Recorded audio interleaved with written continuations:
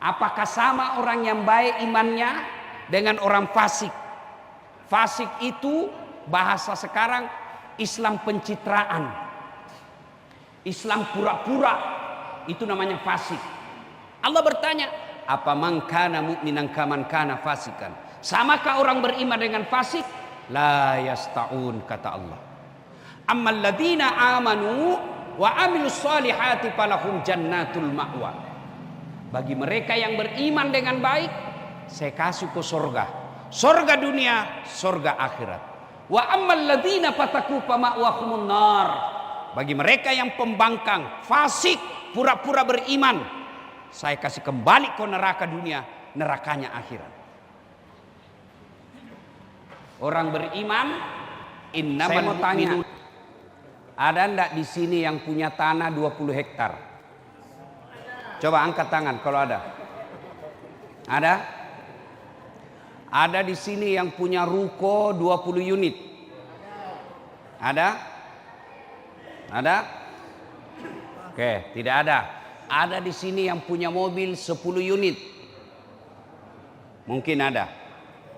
Tapi ketahuilah saudara-saudara sekalian, Anda jauh merantau dari Sulawesi. Kan paling banyak orang Sulawesi sini toh? Iya toh? Ditinggalkan tanah kelahirannya, ditinggalkan ibu bapaknya, dia tinggalkan saudara-saudaranya, datang merantau ke sini. Tapi belum ada yang punya tanah 20 hektar. Batemu turolo sumpe. Hah? Kau jauh merantau ke sini, rukomu tidak ada 20 unit. Itulah yang kau kejar sampai ke sini. Dan saya tidak yakin ada yang punya duit di sini, jamaah ya, 20 miliar. Padahal kau sudah cari uang dari subuh sampai malam. Dan saya yakin masih ada di sini yang kontrak-kontrak rumah. Coba, padahal habis waktumu itu di pasar. Asan kau tinggalkan sholat duhur. Maghrib masih sibuk kau itu mau tutup toko. Isya masih ada kau di pasarmu. Jam 10 kau baru kau sampai di rumahmu. Kau tinggalkan subuh, kau tinggalkan duhur, kau lepas asar, hilang maghribmu, isya kau ketiduran. Demi Allah kau tidak sampai punya harta 20 miliar. Ada hartamu 20 miliar, tapi mulai kau dilarang makan gula. Dilarang kau makan nasi. Dilarang kau makan daging. Dilarang kau makan pedis-pedis. Dilarang kau makan semua. Apa aja bisa kau makan? Ubi rebus. 20 miliar uangnya, 2 ubi rebus tidak bisa dia makan. Dia pergi ke dokter. Apa dia bilang dokter? Pak, selama Bapak aktif, Bapak tidak kena matahari. Mulai besok, kalau bisa Pak, jam 7 sampai jam 9, Bapak keluar kena matahari. Jalan-jalan Pak ya, keliling kompleks, jangan pakai baju. Supaya kena badannya ini Bapak matahari. Kalau bisa Pak, pakai celana pendek. Pakailah celana pendek sampai di sini. Pak, jangan pakai peci supaya kena juga semua ini kepalanya Pak. Tolong jangan pakai sendal supaya itu kakinya kena-kena. Jalanlah dia komplek tidak pakai baju, pakai celana pendek, tidak pakai sendal. Apa bedanya sama gembel? Padahal uangnya itu 20 miliar. Begitu kau kejar dunia, ternyata duniamu tidak ada gunanya. Ada orang Pak kuat lari. Kuat lari. Di Makassar itu belum pi asan ada yang lari jalan Petarani. Belum pi subuh sudah ada yang lari. Bahkan gerimis pi lari Pak. Dia mampu berlari 20 kilo satu hari. Rumahnya dari komplek ke masjid. Tidak sampai 20 meter dia tidak pernah hadir di masjid. Padahal kalau Tuhan bilang sudah pulang kok, biar jantungmu kuat, biar ototmu keras, biar pangkatmu tinggi, rencanamu sempurna, orang-orang yang akan meluruskan semua rencanamu sukses kok. Tapi kalau Nabi bilang Tuhan, dah saat pulang kok. Tidak ada istilah mau kok apa kalau sudah. Nah, Bapak Ibu saudara-saudara sekalian, itulah yang kita lupa. Wa mal hayatud dunya illa mataul hurur. Dunia ini acule-culean. Dunia ini tipu daya saja. Maka Allah hadirkan supaya kau tidak tertipu, dengar kau dakwah. Kenapa pejabat kita sekarang banyak yang maling? Coba kita lihat, korupsi 200 miliar. Korupsi sampai 1 triliun. Nah, makanmu saja itu 1 baskom kau tidak kasih habis. Kenapa? Tipu daya dunia. Kenapa banyak orang tertipu dunia? Tidak pernah dengar dakwah. Ibu-ibu, diam dulu ibu. Saya doakan suamimu kawin yang cerita terus. Jauh-jauh pergi ceramah di sini subuh-subuh. Orang ceramah kau ceramah juga bikin jengkel saja itu. Jaga kau, jangan panjai. Curita dasar pak gosip. Diam-diam psycho dulu. Pak, bagaimana agama mau baik? Dari lahir tidak pernah pesantren. Ya? SD, SMP, SMA, sekolah umum. Kuliah, kadang-kala ada di universitas non-muslim dia kuliah. Kuliah ke luar negeri. Hebat katanya anaknya itu. Di luar negeri masih sekolah. Itu misalnya Pak, karena Bapak kalau bawa anak disuruh naik di lantai 3. Baku kejarlah dia di atas. Mestinya kalau bawa anak ke masjid suruh simpan di samping. Bapakku itu dulu waktu saya kecil. Dengarku itu ceramah. Nanti pulang saya tanya kok. Kalau ada Pak. Nggak ada istilah dulu Pak. Sekarang baru dicubit, lapor ke perlindungan anak. Itu mi. Enak kok itu kau. Baru satu kau dengar kasus, kau melanggar itu orang tua apa. Kau enggak tahu 24 jam dia hidup sama anaknya. Kau enggak lihat itu semua. Kalau sudah agama tidak ada, apa bedanya kita sama binatang? Bahkan kita bisa lebih hina dari binatang. Kok bisa Ustadz? Bapak Ibu tahu kambing? Tahu kambing? Itu kakakku di kampung jual beli kambing sampai sekarang. Kalau ada kambingnya nakal sekali dia ganggu temannya, dah panggil penjaganya. Balu iyo bembe, jual itu kambing. Suka ganggu temannya. Sampai di pasar, tidak ada yang mau beli, bawa pulang. Dia pai, potongi. Potong. Dagingnya bisa jadi coto. Tulangnya jadi konro. Kakinya jadi sop kikil. Ekornya sop buntut, pipinya sop pipi, lidahnya sop lidah. Kambing, dah ganggu temannya, jual. Tidak ada gunanya, tidak ada mau beli, potong, 1 RT bisa makan. Tapi kalau manusia koruptor, pejabat jahat, kalau dia cuma selingkuh, 2 orang yang dapat dosa, selingkuhannya sama dia.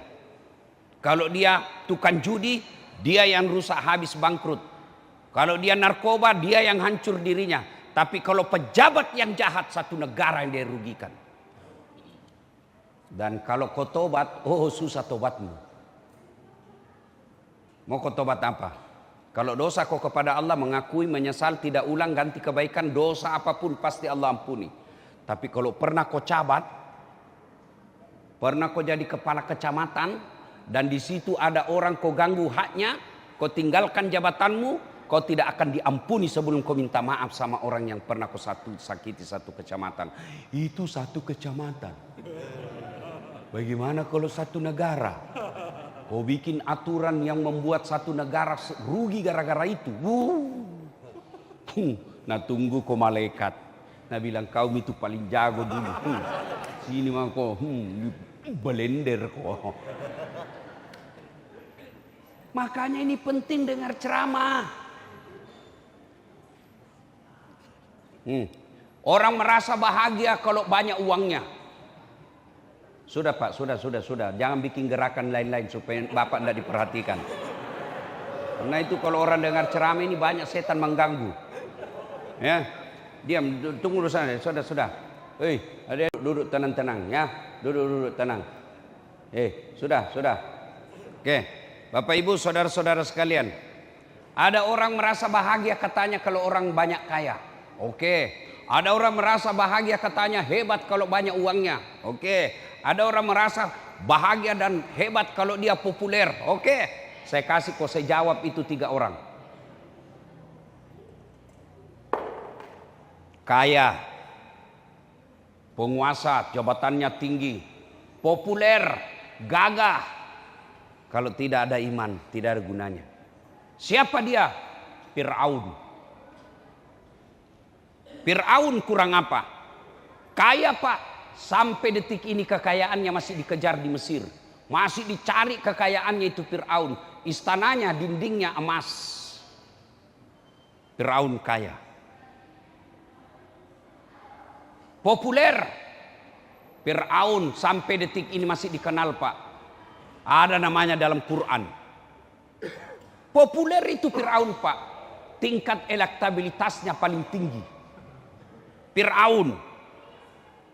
Jabatan, dia raja, punya pasukan. Jangankan membantah, lihat matanya saja Fir'aun tidak berani itu pasukannya. Tapi karena tidak punya iman, Allah hinakan itu Fir'aun. Apa hinanya? Satu kehinaannya, dilaknat Allah. Kalau kita masih 50-50, 50% masuk surga, 50% harapan masuk, ada neraka di dalamnya.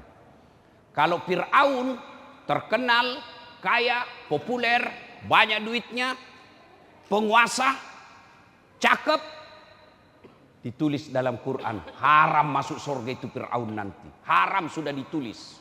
Kalau kita masih 50-50, ada harapan masuk surga, terbuka juga peluang masuk neraka. Allah laknat itu Fir'aun. Allah laknat, tidak ada satupun manusia yang suka itu Fir'aun. Mana buktinya? Sampai detik ini tidak ada satupun di antara bapak mau kasih nama anaknya Fir'aun. Kaya itu Fir'aun nak kaya. Ku kasih kau nama Fir'aun nak, terkenal itu Fir'aun. Tidak ada. Bapak dituduh saja Fir'aun, bapak tidak mau. Fir'aun ini, marah bapak. Begitu dilaknatnya itu Fir'aun. Padahal kaya, populer, cakep. Tidak ada iman. Hina kau di hadapan Allah. Sebaliknya, hamba sahaya. Bapak tahu namanya hamba sahaya? Dibawanya pembantu. Kalau pembantu masih digaji. Buruh masih digaji. Hamba sahaya itu namanya hak milik. Hak milik sama handphone. Mau dibanting, mau dilempar, mau diinjak, mau dijual, boleh. Itu namanya hamba sahaya. Hak milik. Saya punya kambing. Saya mau-mauku. Begitulah namanya hamba sahaya. Tidak ada nilainya di hadapan manusia. Namanya siapa? Masyita. Itu kan sisirnya Fir'aun. Hebatnya itu Fir'aun. Ada yang khusus sediakan handuk. Ada yang khusus kasih wangi-wangian di badannya. Ada yang khusus sisir anaknya. Sama anak pejabat kita sekarang Pak. Bapaknya yang bupati satu kantor udah perintah anaknya. Dan bapaknya biarkan begitu. Ini Masyita, itu kan sisir. Direbus satu keluarga. Kenapa? Dia dipaksa mengucapkan keyakinanmu ganti. La ilaha illallah. Jangan kau percaya itu. Kau harus yakin Fir'aun sebagai Tuhanmu. Kalau tidak, saya bakar, saya rebus kau. Lau nasu kau tuo-tuo. Tak apa-apa kata Masyita. Silahkan kau bakar. Silahkan kau rebus kami. Tapi kau tidak bisa ambil imanku. Masyita Allah muliakan.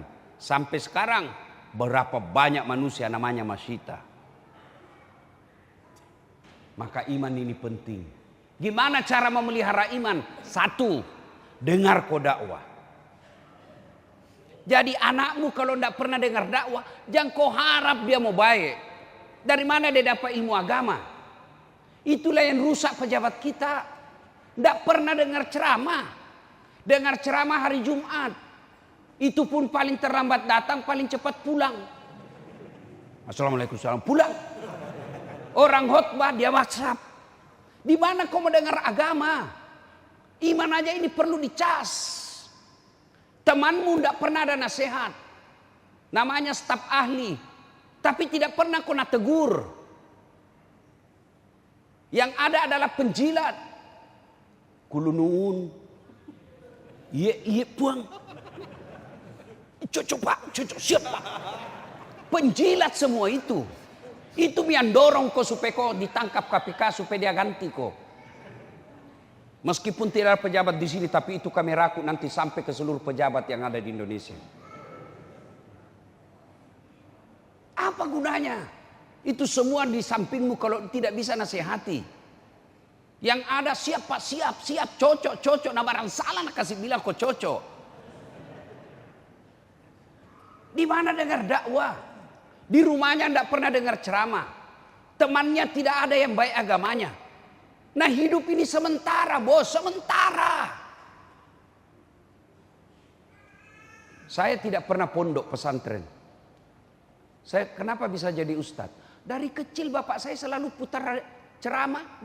Sudah sholat subuh kayak ini. Bapakku sudah kami sambil mengepel rumah. Sambil sapu halaman kedengaran ceramah. Minimal tahu dulu. Oh begitu, oh begitu. Nah sekarang ayo bapak. Anak tak kapan dia dengar ceramah. Bapak datang sholat subuh, anakmu tidur di rumah. Di mana dia dengar ceramah? Apa yang dia nonton? Game.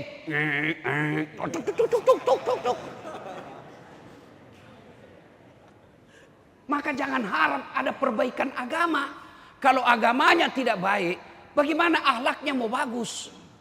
Akhlak tidak diajarkan di bahasa Inggris. Akhlak tidak diajarkan di fisika. Akhlak tidak diajarkan rumus-rumus yang lain. Akhlak itu diajarkan oleh agama. Maka jangan heran kalau banyak pejabat kita mengecewakan dan mempermalukan. Kenapa? Tidak pernah dengar ceramah. 2. Supaya iman bagus. Pilih kau teman yang baik. Kalau saya berteman dengan Pak Rudi, Pak Jenderal, tidak mungkin saya bilang, Pak Jenderal, di mana Bapak di mana? Saya lagi di Jayapura Ustaz. Pak Jenderal, di mana ada panti pijat yang bagus? Tidak mungkin saya mau bilang begitu. Paling saya bilang, saya lagi di sini. Oh siap, beliau jawab, oh subuh insya Allah saya hadir sholat subuh, dengar ceramah. Itu kalau kita berteman orang baik Pak, lambat laun kita akan tertular dengan kebaikannya. Kalau Bapak berteman dengan koruptor, lambat laun Bapak juga akan terseret dengan korupsi. Makanya seorang-orang di sekitarku, pengusaha-pengusaha, saya selalu bilang, kalau masih bisa kau cari nafkah, tidak berurusan dengan APBN, cari kau yang lain deh. Kalau kau sudah berurusan kontraktor, berurusan kau dengan bupati, berurusan kau dengan gubernur, hati-hati. Kamu bisa baik, tapi penghubungmu itu yang bisa dapat KPK nanti dan kau akan dibawa. Kau tidak korupsi, tapi kau tahu, kena kau pasal, ikut serta namanya. Hati-hati kau. Saya tidak ikut Ustaz, tapi saya yang menghubungkan. Kau juga nak kena. Maka kalau masih bisa cari harta yang tidak berurusan dengan APBN, jangan. Mestinya kita sudah di masjid, ikut baca-baca Quran. Malah berurusan dengan hukum.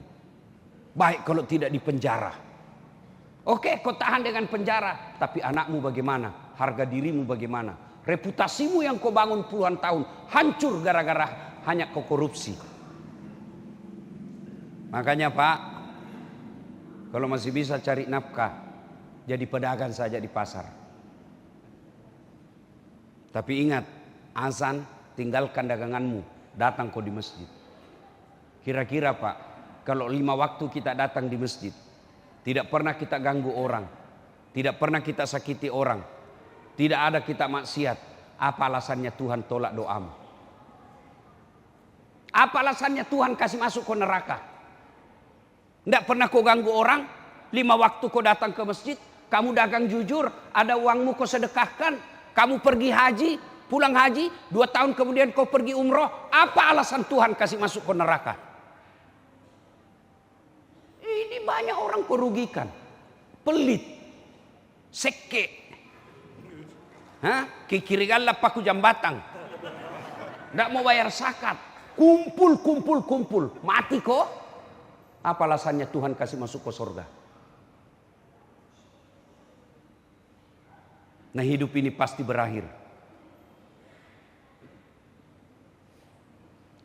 Pilih teman yang baik. Itu penting. Pilih pengusaha teman, bagus. Pilih pejabat, bagus. Tapi kalau kau berteman karena jabatan, kau berteman dengan kekayaan, bukan karena Allah, maka pasti pertemananmu duniawi dan bisa kau terseret maksiat. Ada 7 golongan orang dilindungi di padang mahsyar. Satu di antaranya mereka yang bertemu dan berpisah karena Allah. Bersahabat karena Allah, itu nanti kau dapat jaminan di padang mahsyar kau dilindungi. Coba kalau berteman ke orang baik. Duhuri, bagus di mana cari masjid. Tapi kalau kau berteman dengan peselingkuh, najar salah kau. Sini mah kau, saya tahu caranya itu. Kalau nak telepon kau istrimu, sini kau. Kenapa? Nak cari puli supaya kalau kau melapor kau juga ada, kau juga terlibat. Nabi memberikan ilustrasi. Kalau kau berteman dengan penjual parfum, kalau kau tidak dapat parfumnya, kau dapat bau wanginya. Iya toh? Kalau kau berteman dengan pandai besi, kalau kau tidak kena apinya, kamu dapat hawa panasnya. Maafkan saya, kalau ada di sini adik-adikku polisi, jangan kau terlalu berteman dengan pengusaha. Biasanya hilang harga dirimu. Kau berteman juga sama Ustaz Dasat Latif. Supaya apa? Ada yang saling mengingatkan. Perlu juga berteman itu pengusaha. Kenapa? Supaya ada diminta proposal. Tapi jangan untuk kepentingan dirimu. Karena kau sudah cukup. Gimana?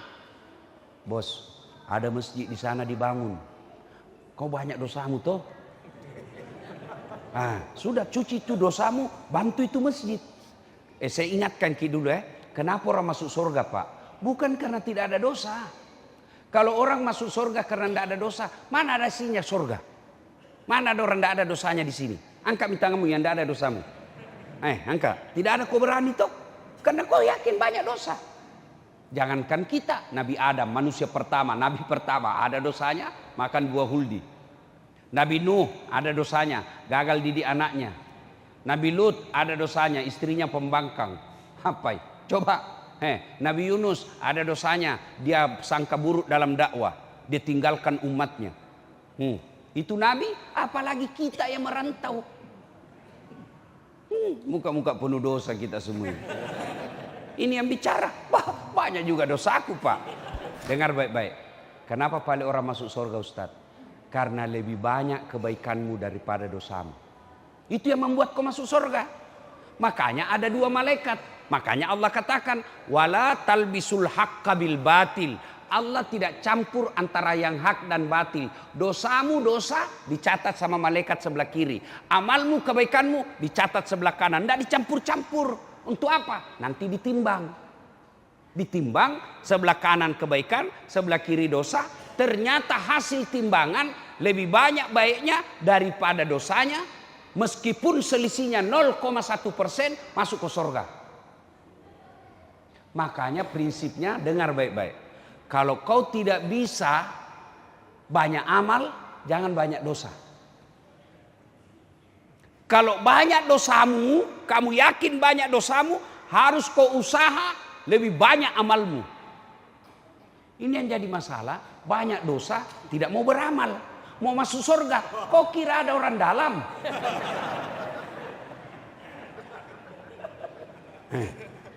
Makanya kalau ada pengusaha ditemani, ajak dia bersedekah. Bos, ada di sana pesantren kasihan. Kalau kita lihat tidak layak. Bagaimana anak-anak tidak lari dari pesantren? Tidak bagus tempat tidurnya. Ayo bos. Kau tidak miskin kau kalau kau keluar 1 miliar di situ. Nah, itu namanya pastabikul khairat. Berlomba-lomba dalam kebaikan.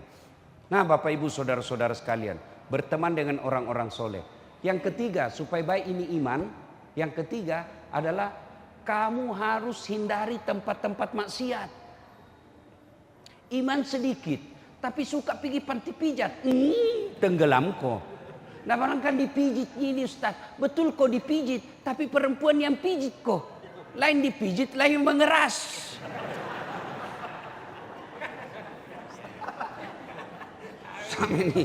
Sama ini Pak Kapolsek tadi malam. Saya bilang ada ke tukang ngiru-uru ini. Bayangkan saya Pak. Malamnya saya masih di Semarang. Kemarin malam 12:30. Sampai di Makassar belum baris sedikit, terbang lagi ke Papua, baru sampai Papua belum enak langsung saya disodorkan 5 acara lah. 1 hari 5 acara Pak. Saya bilang sama Pak Kapolres, ada kayak ini Pak Kapolsek ada ini tukang pijit-pijit. Saya bilang ada Justas, cuma perempuan. Saya bilang mualek kalah.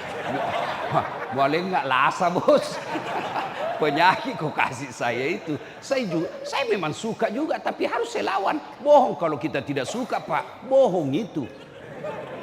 Tapi harus dilawan. Itu gunanya iman. Gunanya iman. Kalau tidak ada imanmu, tidak ada yang halangi. Ya, maka dia 1, dengar ceramah. 2, pilih teman orang-orang soleh. 3, Bapak Ibu, jangan dekat-dekat tempat maksiat. Kalau imanmu sedikit, senggol sedikit, labet no. Ya kan? Ibaratnya karungmu kecil, sedikit isinya bocor lagi. Belum sampai di Jayapura habis bekalmu. Yang keempat, doa. Doa, hidayah datang dari Allah. Dalam Al-Baqarah terakhir ada doa itu. Rabbana la tusi qulubana ba'da is hadaitana wa hab lana min ladunka rahmah innaka antal wahhab. Ndak ku hafal itu Ustaz, jamak ku bahasa Arab. Bahasa Indonesia ya Allah, jangan engkau palingkan hati hamba setelah engkau berikan hidayah. Jangan engkau gelapkan hati hamba setelah engkau berikan penerang. Jangan engkau sesatkan hati hamba setelah engkau berikan petunjuk. Ya Allah, bimbing dan tuntun saya. Minta begitu. Amin ya Rabbal Alamin. Ustadz, kenapa dikasih begini? Variasi. Tidak ada itu. Nabi tidak pernah berdoa begini. Tidak. Kenapa paling begini Ustadz? Karena itu lebih nyambung. Lebih enak dirasa. Boleh, tidak haram. Tapi Nabi tidak pernah melakukannya. Tapi tidak diharamkan. Kenapa begini Ustaz? Lebih nyaman. Masa kau begini? Amin ya Rabbal Alamin. Kan tidak nyambung gitu. Nah, Bapak Ibu saudara-saudara sekalian, kita masih berlama-lama tapi matahari sudah terang. Tentu kita harus kembali ke rumah cari nafkah untuk kehidupan dunia. Cari kejar dunia ini seolah-olah kau akan hidup selama-lamanya. Tapi ingat, jangan lupa akhiratmu. Kejar akhiratmu seolah-olah kau akan mati besok. Beri seimbang. Jangan juga tinggal saja di masjid. Anakmu mau sekolah kau tidak ada bayarkan. Berserah kepada Allah. Memangnya Allah pembantumu? Ibadah sudah itu cari. Tiba saatnya ibadah datang lagi. Kalau begitu cara hidup kita, insya Allah Allah berikan. Apa susahnya Allah kasih kita ini dunia. Tapi kau ibadah kau tinggalkan dunia, bisa jadi bahkan boleh jadi dunia kau dapat, tapi dunia itu disebut azab yang bahasa agamanya istidraj. Nah, Bapak Ibu saudara-saudara sekalian, saya mau tanya, kira-kira ada enggak gunanya ini kita ceramah ini? Ada dapat pahala? Ada dapat ilmu? Siapa yang undang saya? Alhamdulillah ada saudara kita ya Papua asli datang ke Makassar, begitu menghormati ulama. Biasanya orang kalau ngundang saya, dia cuma telepon atau WhatsApp atau temannya suruh hubungi. Ini beliau Jenderal Bintang 2 asli Papua datang ke Makassar, ketemu khusus, ngundang saya. Makanya saya kasih jatah 3 hari. Biasanya orang selesai ceramah saya langsung pulang, tidak bermalam. Ini 3 hari saya di sini. Beliau adalah Bapak Pakiri. Bintang 3, sudah Bintang 3 sama Pak Komjen, Komisaris Jenderal. Allahu Akbar. Datang, Ustadz tolong datang ketemu sama orang-orang muslim di Papua, pagi ceramah. Oh siapa Jenderal? Beliau datang. Alhamdulillah. Saya dengar mau jadi gubernur ya. Mudah-mudahan terkabul. Alhamdulillah. Ya. Nah, Bapak Ibu, saudara-saudara sekalian, tapi boleh berbeda pilihan, jangan ribut, jangan rusuh. Ya. Saya juga melalui mimbar ini menyampaikan terima kasih setinggi-tinggi penghargaan kepada saudara-saudara kita asli Papua. Kalian harus berterima kasih datang ke negeri Papua. Anda cari nafkah di sini, Anda cari harta di sini, hidup di sini, maka jangan kamu lupakan orang-orang. Hargai tuan rumah, caranya muliakan mereka dengan cara apa? Jangan kau sakiti perasaannya. Jangan kau hina mereka, ya. Kita adalah bersaudara. Memang kulit kita hitam, tapi darah kita sama, putih merah. Merah agama kita memang beda, tapi kita hidup di negara yang sama, yaitu bangsa Indonesia. Apapun pilihanmu silahkan, tapi jaga persatuan Indonesia. Ya, jangan kau maki-maki orang. Boleh, ini dengar ini tim sukses. Silahkan kau pilih jagoanmu, hormati lawanmu. Jangan menghina, apalagi sampai bertengkar sama tetangga gara-gara pilihan. Ingat 2019 yang lalu, siapa yang bertanding? Bapak Prabowo berhadapan dengan Bapak Jokowi. Siapa yang menang? Bapak Jokowi. Siapa menterinya? Prabowo. Iya toh? 2024 bertanding lagi. Siapa? Bapak Prabowo. Baku lawan sama siapa? Anies Baswedan. Siapa wakilnya Anies Baswedan? Bukan. Si Muhaimin Iskandar. Siapa yang menang? Bapak Prabowo. Siapa menterinya? Muhaimin Iskandar. Coba mereka akur-akur, baku serang ketika debat, ya wajar. Mereka mau cari simpati. Kamu bertetangga, baku serang, baku bully, menyebarkan berita hoax, kamu ditangkap, dia jadi presiden. Itu namanya beleng-beleng. Sudah, santai saja. Siapa calonmu? Ini, oh silakan. Siapa kamu? Oh ini. Tidak usah saling menyebarkan berita bohong. Ya, jelas ya? Terima kasih. Mudah-mudahan ada manfaat. Beliau sebenarnya mau hadir, tapi karena ada urusan yang sangat penting, sehingga beliau hanya menyampaikan, Ustadz, titip salam kepada jamaah saudara-saudara khusus yang dari KKSS. Saya senang berada di sini, banyak orang Bugis. Di mana-mana saya pergi ceramah, selalu ramai orang Bugis. Termasuk ketika saya masuk penjara, banyak juga orang Bugis di dalam. Hebat memang ini orang Bugis. Kenapa? Dengar ini pengurus masjid ya, dengar. Pak, Bu, kalau Bapak diamanahi menjadi pengurus masjid, bukan berarti Bapak punya masjid. Kecuali Bapak bangun sendiri seperti masjidku, mau-mauku. Karena saya yang bangun, tidak ada orang sumbang. Saya tolak. Bahkan di masjidku tidak ada celengan. Saya bilang saya masih mampu. Maka saya atur. Saya mau ini penceramahnya, ini judulnya. Tapi kalau milik umat, jangan lalu kau simpang itu saldo. Kenapa saya tidak mau terima celengan di masjid? Yang saya terima kalau mau sumbang makanan, kalau mau sumbang minuman. Tapi kalau uang saya tolak. Kenapa? Banyak setannya itu uang. Kalau kau lihat di situ 100 juta, kau kira uangmu. Ada masjid, dia yang umumkan, dia yang terima, dia yang catat, dia yang salurkan, setan masuk. Ya, dan dengar kalau ini dibiarkan saldo tinggal, meskipun Bapak tidak masuk neraka, tapi ditanya-tanya nanti di akhirat. Sama juga bapak ndak ditahan, tapi kalau nak panggil mako KPK, nak panggil mako polisi jadi saksi, kencing-kencing mako. Ya. Jadi jangan simpan uangnya orang. Kalau bapak simpan menjadi saldo 90 juta, ndak jalan amalnya orang.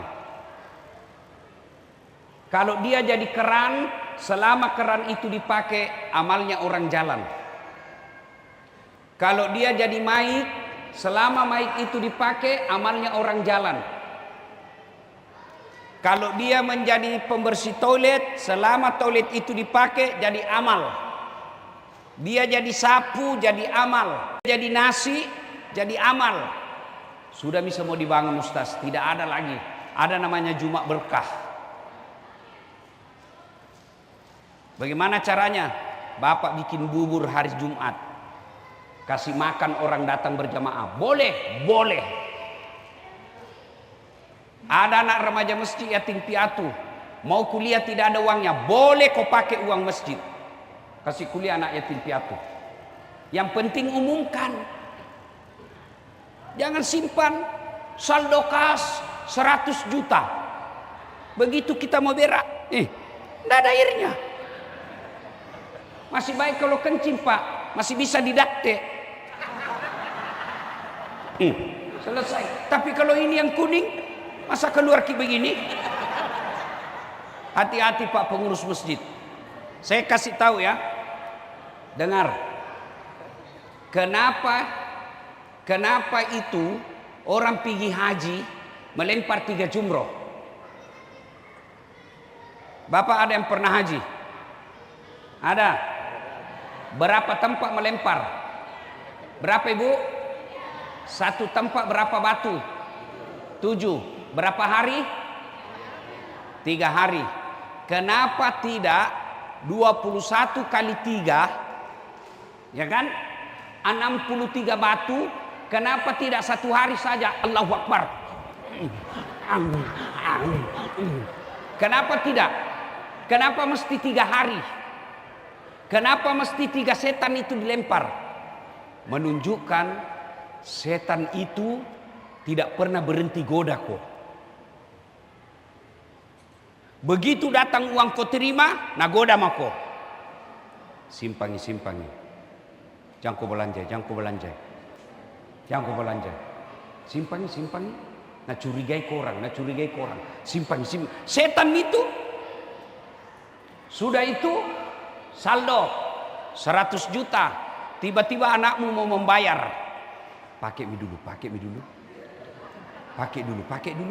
Ada ji nanti itu bulan depan gantinya. Kan naik jiwa arisanmu itu bulan depan. Setan. Rapat kok. Saudara-saudara sekalian, kita mau pakai ini uang. Ada kasihan jamaah masjid terlilit pinjol. Ada pinjamannya 5 juta berkembang terus. Bagaimana kalau dibayarkan? 8 yang rapat. 1 orang nak bujuk itu setan. Lawangi. Tidak boleh itu. Itu setan.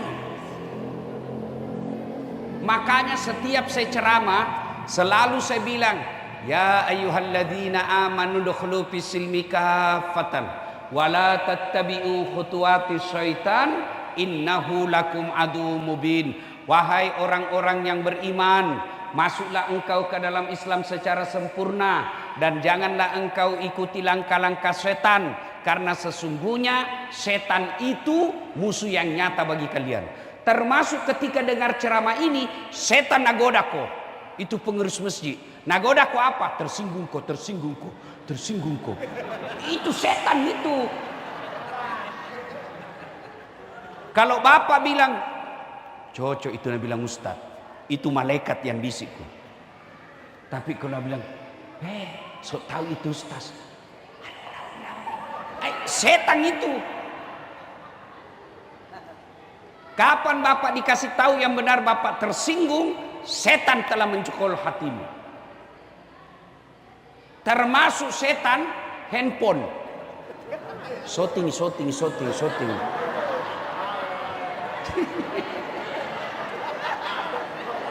Setan mana ya tumbo?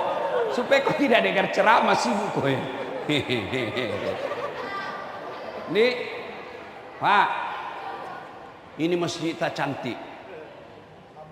Alhamdulillah. Saya berapa masjid saya tempati di Papua Jayapura ini, cantik-cantik masjidnya. Apalagi kalau komunitas orang Bugis, cantik pasti masjidnya. Biar dia tidak sembahyang masuk bantongi di masjid.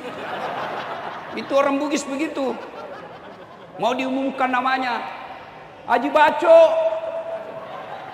boleh tidak diumumkan? Boleh.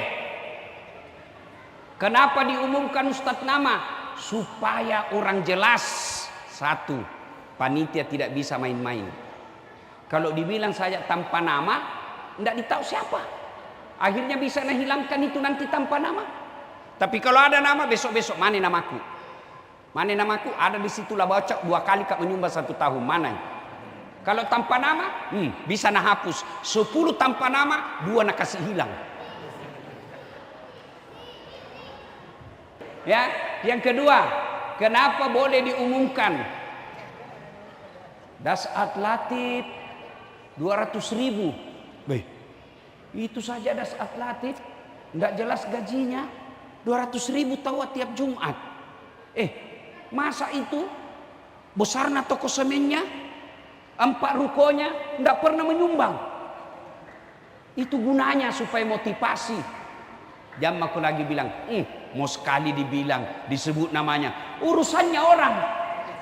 Orang menyumbang, kau yang sibuk. Ya. Jadi Bapak Ibu yang diamanahi pengurus masjid, berpikir bagaimana ini bisa diganti ini. Ya. Yang berikutnya, kalau jadi pengurus masjid, jangan cuma namamu pengurus. Tabe. Kira-kira berapa pengurus masjid di sini yang terdaftar namanya? Hah? Berapa Pak? 30. 30. Saya yakin tidak cukup 10 yang datang hari ini. Iya toh? Itu kalau kau cuma pengurus masjid, nanti yang masuk surga namamu di kertas. Bayangkan kalau 30 pengurus masjid, biasanya ada 100 orang pengurus masjid, rusak keran masjid satu keran masjid rusak, tidak ada yang ganti, padahal 30 kok di situ. Jangan kau marah nak, jangan kau marah. Kalau marah kok nabisi kau setan. Bapak kalau marah tidak apa-apa, mama juga pulang besok. Ya, berikutnya lagi. Ini supaya baik ini masjid tak. Kalau ada penceramah Pak, Jumat terutama, kasih judul. Kasih judul. Saya di masjidku 1 tahun sudah ada judulnya. Bulan Muharram ini judulnya. Bulan Syawal ini judulnya. Bulan Ramadan ini judulnya. Supaya apa? Supaya tidak tumpun tindih itu ceramah. Coba lihat kalau Ramadan. Malam pertama nak bahas keutamaan bulan suci Ramadan. Besok datang lagi tuh Ustaz, keutamaan bulan suci Ramadan. Datangi lagi 3 keutamaan bulan suci Ramadan. 3 malam itu terus. Maka tulis judulnya Pak. Baru kirim 1 minggu sebelum khutbah, kirimkan memang nih Pak. Kalau perlu kasih judul buku. Begitu saya Pak.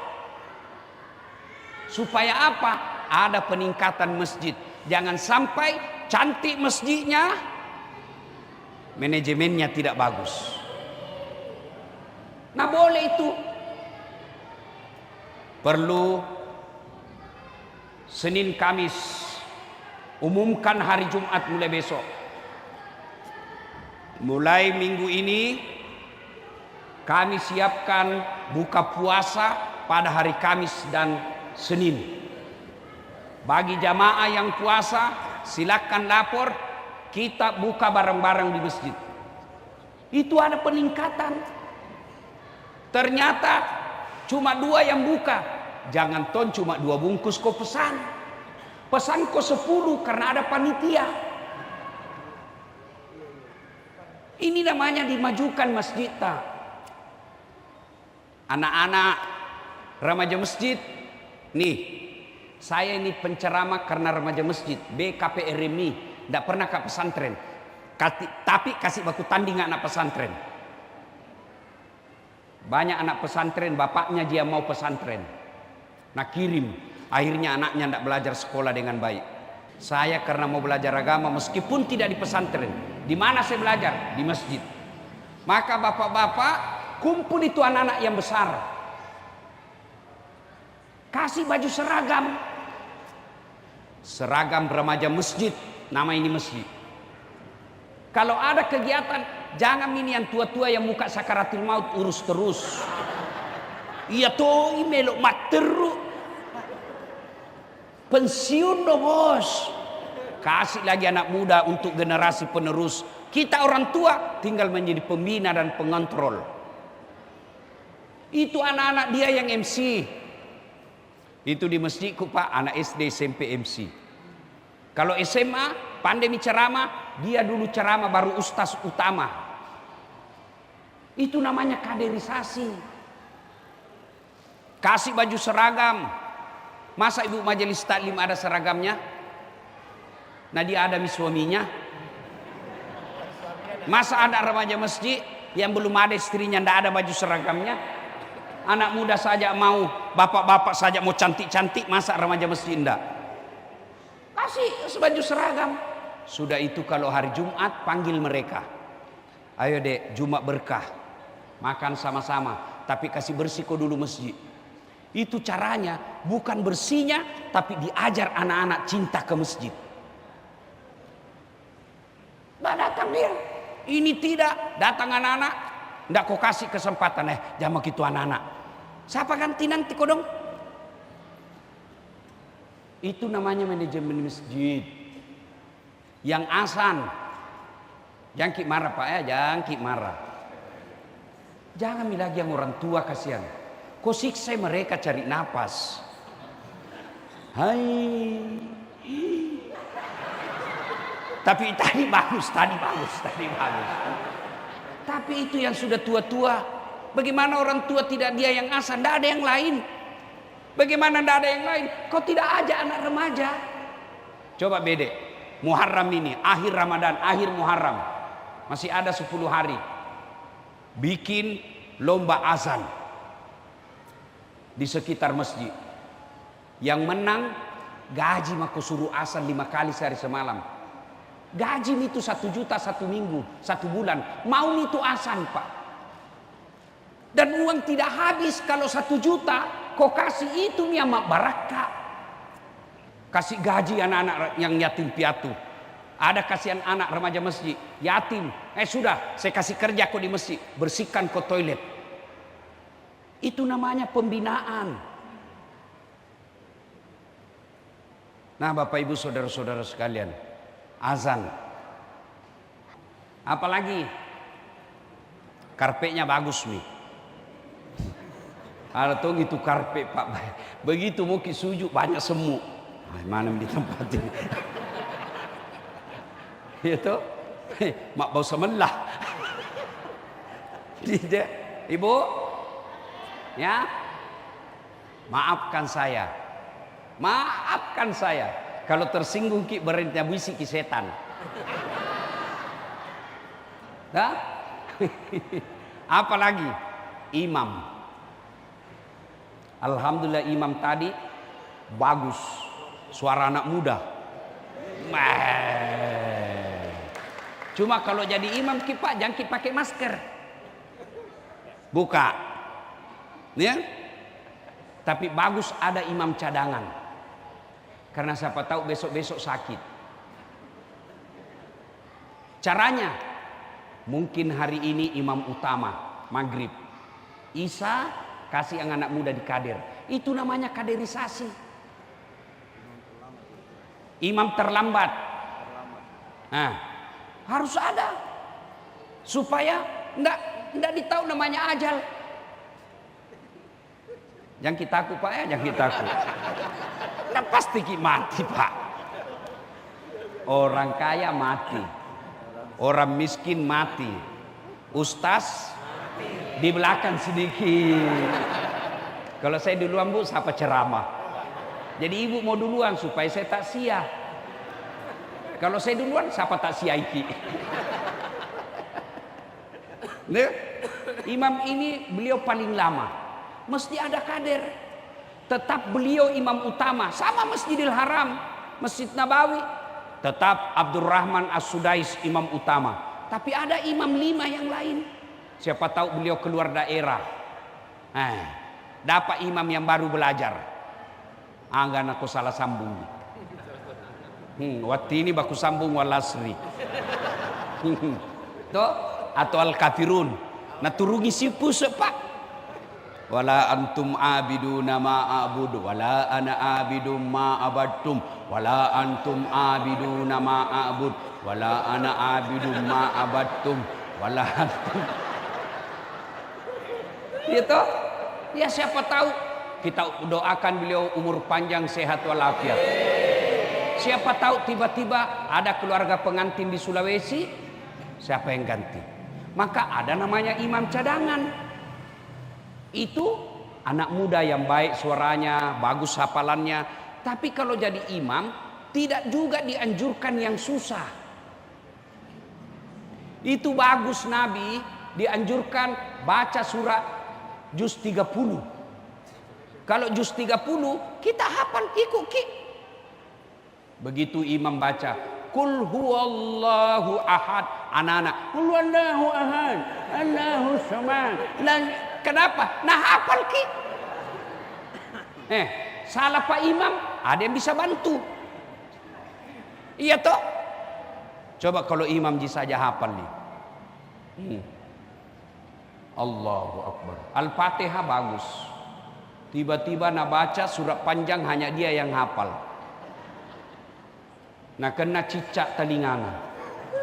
Taselengi hilang hafalannya. Apa sambungannya ini? Nah lupa betul apa sambungannya ini. Tiba-tiba Nabi bilang imam, tolong bantu di belakang. Nabilah yang di belakang, saya juga tidak tahu. Tiba-tiba ada anak muda berteriak, Nabi bilang kalau begitu ya sudah mi Allahu Akbar. Siapa salah? Siapa salah? Siapa salah? Imam. Itulah sebabnya kalau fikih salat jamaah tidak boleh sembarang milih imam. Satu, pasti bacanya. Maka kalau ada orang cadel, ada orang normal, tidak boleh yang cadel, yang normal dulu utama. Ada juga imam pernah saya dengar pandai tahu apa nak baca. Kan tua mi. Bolin, oh Al-Fatihah.